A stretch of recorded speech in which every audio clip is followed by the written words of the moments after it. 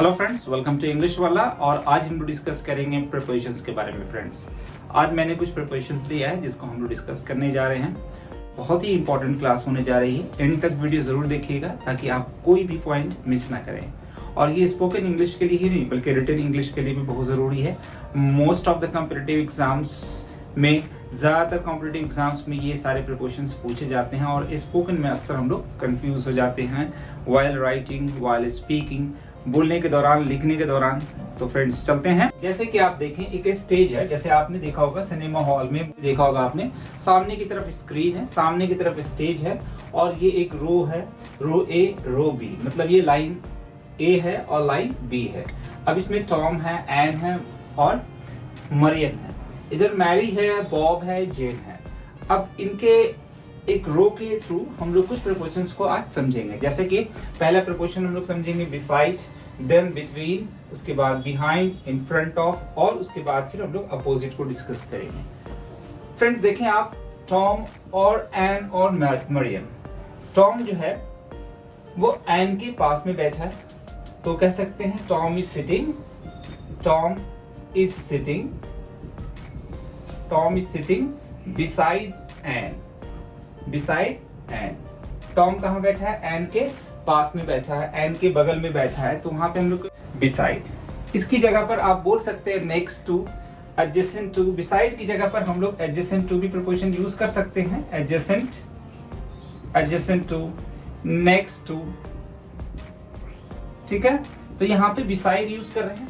या ये भी कह सकते हैं Mariam is sitting beside Ann. Mariam कहाँ बैठी है? एन के पास में, बगल में। और we can also say Ann is sitting beside Mariam. Ann जो है मरियम के पास में, बगल में बैठा है।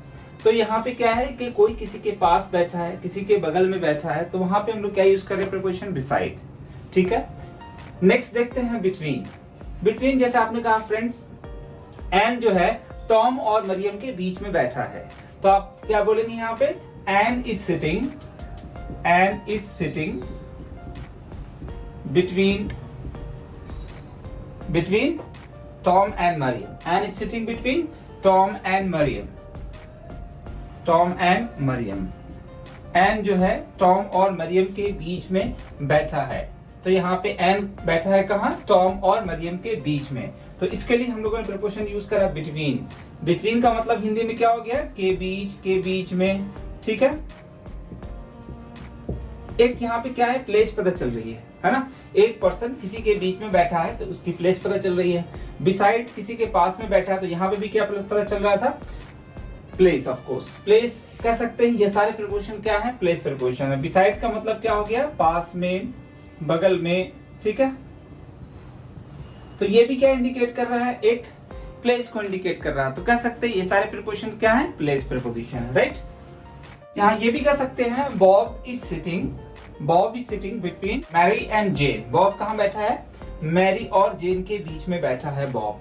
तो यहाँ पे भी हम लोग क्या यूज कर सकते हैं? Between, between, right. बिटवीन मतलब के बीच में, राइट। नेक्स्ट देखते हैं बिहाइंड। बिहाइंड का मतलब क्या होता है दोस्तों? बिहाइंड का मतलब होता है के पीछे, ऑफ कोर्स। अब आप कह सकते हैं कि Bob is sitting behind, sorry, Bob is sitting behind Ann. Bob कहाँ बैठा है? एन के पीछे बैठा है। बॉब कहाँ बैठा है? एन के पीछे बैठा है, क्योंकि ये फर्स्ट रो है, ये सेकंड रो है, ये उसके आगे बैठा है और ये इसके पीछे बैठा है। तो हम कह सकते हैं Bob is sitting, Bob is sitting behind, behind Ann. Bob कहाँ बैठा है? एन के पीछे बैठा है, राइट। तो बिहाइंड का मतलब क्या हो गया? पीछे। जैसे आप, कोई आपके सामने खड़ा है, सॉरी आपके आगे खड़ा है और आप उसके पीछे खड़े हैं, तो आप क्या बोलेंगे? I am standing behind him, मैं उसके पीछे खड़ा हूँ। जिसे कहते हैं ना कि यार डोंट स्टैंड बिहाइंड मी, मेरे पीछे मत खड़े हो, कम अहेड, आगे आओ, इस तरह से है, ठीक है। नेक्स्ट देखते हैं guys, in front of. In front of का मतलब क्या होता है? बिहाइंड मतलब देखा आपने, के पीछे। बिहाइंड मीन्स के पीछे। इन फ्रंट ऑफ का मतलब होता है के सामने। इन फ्रंट ऑफ मीन्स के सामने, राइट, के सामने, किसी के सामने। गाइस जब यूज करते हैं जब हमारे सामने कोई हो, ठीक है। जैसे आप कह सकते हैं यहाँ पे कि Ann is sitting in front of Bob. Ann कहाँ बैठा है? बॉब के सामने बैठा है। Ann is sitting in front of in front of Bob. Ann कहाँ बैठा है? बॉब के सामने बैठा है। तो यहाँ पे इंग्लिश हम लोग क्या बोलेंगे? Ann is sitting in front of Bob. आप देखिए इन फ्रंट ऑफ भी मैंने अलग अलग लिखा है, एक साथ नहीं लिखेंगे, right. Ann is sitting in front of Bob. Ann कहाँ बैठा है? बॉब के सामने बैठा है। फिर से एक बार देख लेते हैं। Tom is sitting beside Ann. Tom जो है एन के पास में बैठा है। और ऐसे भी कर सकते हैं, Ann is sitting beside Mariam, और Mariam is sitting beside N.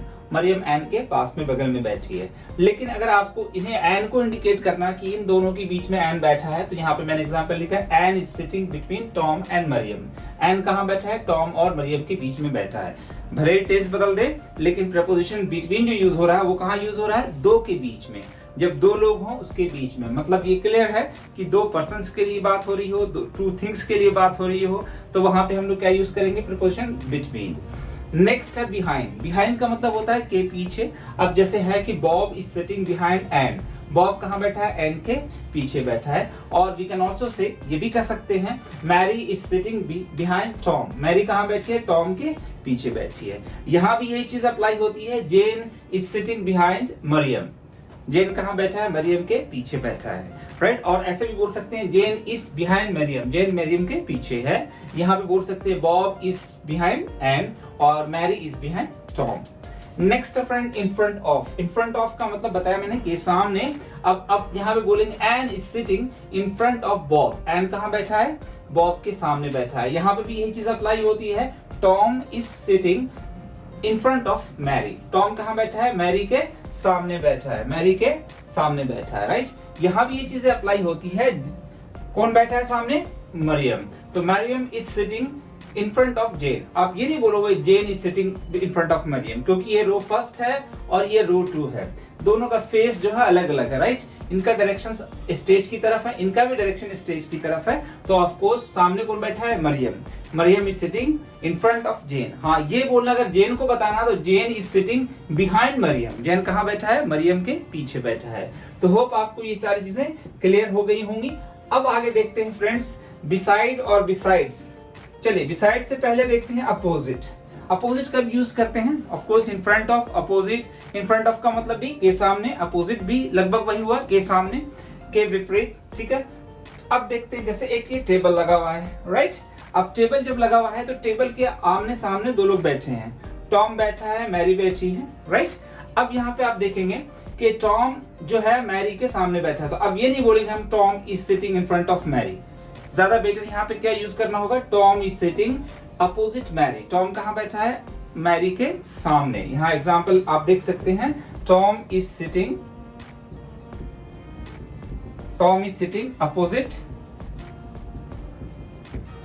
Opposite Mary. Tom कहाँ बैठा है? मैरी के सामने। और ऐसे भी कर सकते हैं, Mary is sitting opposite Tom. Mary जो है टॉम के सामने, अपोजिट, बिल्कुल उल्टा उसके बैठे है। तो यहाँ पे हम लोग क्या यूज कर रहे हैं? अपोजिट। यहाँ पे इन फ्रंट ऑफ यूज नहीं करेंगे। हाँ, फेस भी यूज कर सकते हैं, FACE। जैसे बोल सकते हैं, Tom is facing Mary. Tom is facing Mary, ऐसे भी बोल सकते हैं इंग्लिश में, Tom is facing Mary. Tom Mary को फेस कर रहा है, मतलब मैरी के सामने बैठा है। तो इस तरीके से भी हम इंग्लिश में बोल सकते हैं, या इसकी जगह पर अपोजिट बोलेंगे, ठीक है। यहाँ पे इन फ्रंट ऑफ यूज नहीं करेंगे। अगर जैसे एक घर है, या सपोज करें कि वी आर 2 फ्रेंड्स, हम लोग 2 दोस्त हैं। मेरे दोस्त का घर मेरे घर के सामने है, तो मैं नहीं बोलूंगा कि my friends house is situated in front of my house. उससे बेटर क्या बोलूंगा मैं? My friends house is situated just opposite my house. मेरे दोस्त का घर भी मेरे घर के सामने ही है। तो वहां पे हम लोग क्या यूज करेंगे इंग्लिश में? अपोजिट, ठीक है। तो होप आपको क्लियर हो गया होगा। नेक्स्ट देखते हैं गाइस, बिसाइड्स। बिसाइड्स का मतलब होता है के अलावा, के साथ साथ। बिसाइड और बिसाइड्स में अक्सर कंफ्यूजन होता है। बिसाइड एक अलग प्रीपोजिशन है और बिसाइड्स एक अलग प्रीपोजिशन है। बिसाइड और बिसाइड्स, ऐसा नहीं कि मैंने एस ऐड किया है अपनी तरफ से, ऐसा नहीं है। प्रीपोजिशंस हैं, बिसाइड अलग है, बिसाइड्स अलग है। बिसाइड का मतलब तुम समझ गए। बिसाइड्स का मतलब हो गया के अलावा। बिसाइड्स मतलब के अलावा, अगर हिंदी से देखते हैं तो के अलावा, या फिर कह सकते हैं के साथ साथ, ठीक है, एज वेल एज की जगह पर। अब जैसे एक सेंटेंस लिखा है, I do all the cooking and besides that I help Tom. मैं सारी कुकिंग करता हूँ, मतलब सारा खाना पकाता हूँ, कुकिंग करता हूँ हर तरीके का, ठीक है। उसके साथ साथ बिसाइड्स दैट, उसके साथ साथ मैं टॉम को हेल्प भी करता हूँ, मदद भी करता हूँ, ठीक है। तो यहाँ पे भी हम लोग यूज कर रहे हैं बिसाइड्स, ठीक है। बिसाइड्स आप दूसरे तरीके से बोल सकते हैं, besides teaching I also work in a private company. पढ़ाने के अलावा मैं एक प्राइवेट कंपनी में भी वर्क करता हूँ, जॉब करता हूँ। तो यहाँ पे मैंने कहा पढ़ाने के अलावा, पढ़ाने के साथ साथ, तो इंग्लिश क्या बोला मैंने, बिसाइड्स टीचिंग।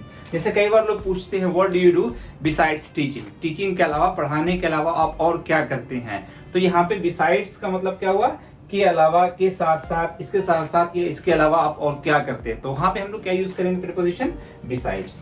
तो फ्रेंड्स, अब ये सारी चीजें आपके लिए क्लियर हुई होंगी। अगर आप चैनल पे नए हैं तो सब्सक्राइब करना ना भूलें, बेल आइकन पे जरूर क्लिक करें फ्रेंड्स, बेल आइकन पे जरूर दबाएं ताकि आपको आने वाली वीडियो का नोटिफिकेशंस मिलता रहे।